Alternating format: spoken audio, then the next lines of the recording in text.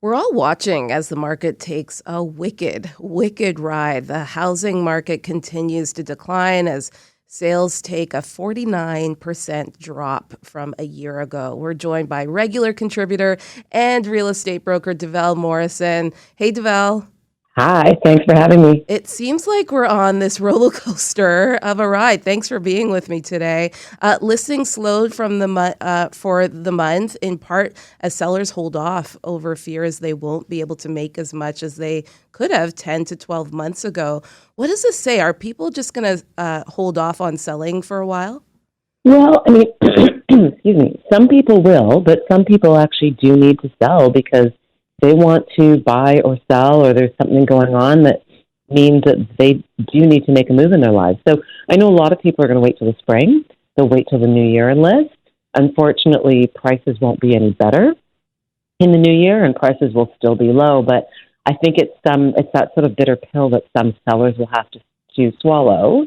On the positive note, if those sellers are buying in this market, they are going to be buying at a bit of a discount. So as long as somebody's buying and selling in the same market, then it's not too much of a bitter pill to swallow. But sellers do have to be realistic and realize that, whatever their neighbor got for their house in March or this year is not the price that they're going to be operating with now. Yeah. The average price of a detached home was down 11.3%. I can't believe that, to 1.39 million, while the average price of a condo was down 0.9% to 709,000. What advice do you then give your clients when they're thinking about, just where the market's at right now?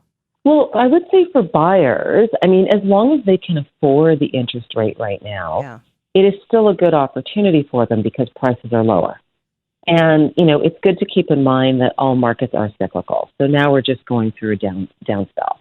The thing is there's a lot of buyers out there who are like, well, I'm just going to wait until the bottom and then I'm going to buy then.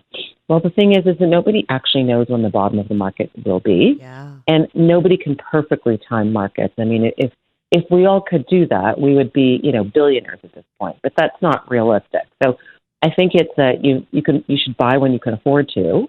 And if you need to buy right now, then it's still a good time to buy. I think the challenge for people is the interest rate. Yeah. Because your mortgage payments, and that's your monthly mortgage payments, are certainly going to be higher right now given the current interest rate. So, for somebody who's buying, they could consider either maybe only locking in for a fixed rate for a year or 2 years. So at least that way they aren't locked into too high of a rate.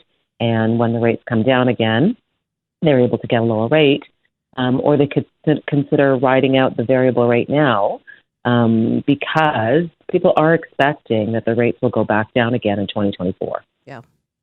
No, that's good advice. Other news, the Auditor General's recent report revealed that there was large-scale deliberate and organized misconduct with, get this, 315 individuals caught cheating on the Humber College real estate education program. A figure 6 times greater than that, which was previously admitted. Wow. How does this happen and why is it happening? I can't even. So prior to Humber College doing the education for realtors, it was done by OREA, the Ontario Real Estate Association. Okay.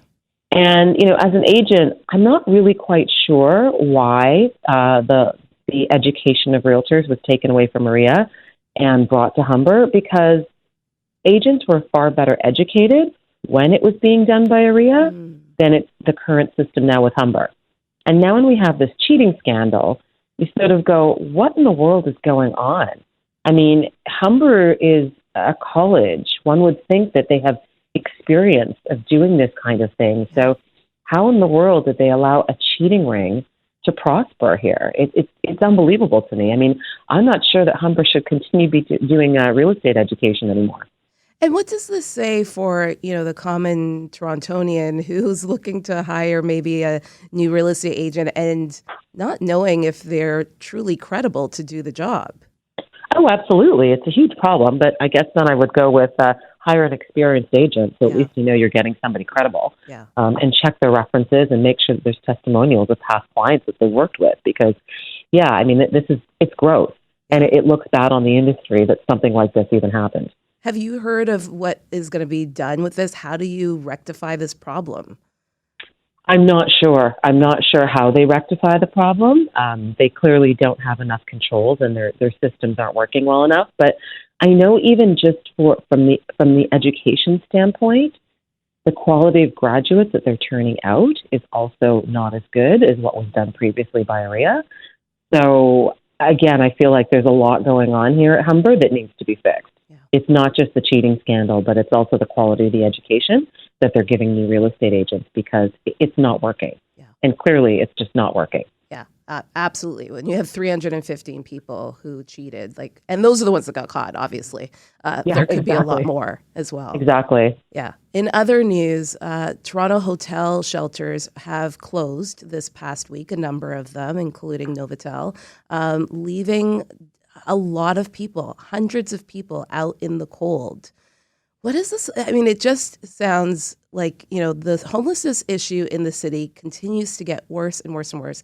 We knew this day was coming, and yet now, where do these people go? Either to tent encampments or dorm-style shelters. I mean, some of the advocates for those who live on the streets are saying, there were a lot of pros to having a Toronto hotel shelter because it created a bit of privacy, a bit of autonomy for those living in these hotels. What's happening with our city when it comes to homelessness right now? Well, I think it's pretty sad and it's shocking. Yeah. Now, that being said, so if I think of 10 years ago, I never saw this many people sleeping on the street. Right. It's unbelievable to me.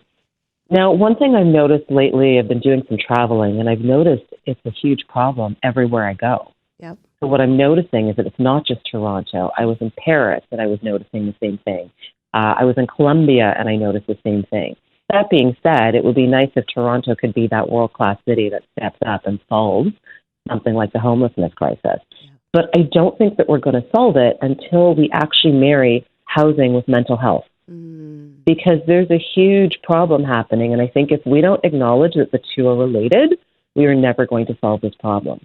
But I also think that we have to not treat everybody, like everyone who's homeless, under the same umbrella, because all of those homeless people are not the same. You've got somebody who, maybe just fell back on a payment, who just needs a little bit of a bump up, and they're going to be, if you just help them out a little bit, they're going to be well and on their way, and they're all set up good to go. Yeah. But then you have some of the people who are chronically homeless, who are addicts, who need help, who need a different level of care than somebody who literally just missed a payment. But, just give them a bit of a bump up, and they're going to be all right. So, if you look at the places like Novotel, there's the Roehampton Inn in Midtown Toronto, where they started to put some of the homeless people during COVID. It was a nice idea during COVID that we were going to look after people and put them in these hotels. But the problem is that all homeless people are not equal. Yeah. And you can't have a family besides somebody who's an addict who is, screaming and harmful to other people. And so I do think that we do need to break people into categories, and we need to help them. I mean, if you're going to put a bunch of people in a hotel, maybe we should be, getting all the mental health experts out there as well to help those people at the same time. So that if you're going to give them a roof over their head, give them everything that they need too. Right. Yeah. I feel like there needed to be more of a proactive plan. When this happened at the beginning of the pandemic, okay, what is the plan? Obviously, there's going to be a day where Novatel's going to need their building back. So what is the plan so that we can move people into housing as opposed to now, we have more people on the streets? Quickly, I want to get your thoughts on this story that broke last evening. 360,000 Ontarians are going to be notified about a vaccination data breach. Personal information was part of the breach through the province's COVID-19 vaccination booking system. Thoughts on this, Deval? Oh, my goodness. Well, I mean, I noticed the breach happened literally a year ago. Yes. And people are just being informed about it now. Yep. I mean, this kind of feeds into all those conspiracy theorists who were, not happy about these kinds of things in the first place. I mean, it's scary to me that the government isn't vetting their employees properly, so something like this doesn't happen. I'm glad that the RCMP did catch the criminals. It said it took them 6 days to catch them, but I feel like this shouldn't have happened in the first place. Right. I mean, what are we doing? It's just not good enough. Yeah, I agree. DeVell, thank you so much for your time. Always a pleasure. Thank you. Thanks for having me. That was DeVell Morrison, broker with Bosley Real Estate. I'm Maggie John. You're listening to Toronto This Weekend on 640 Toronto. 640.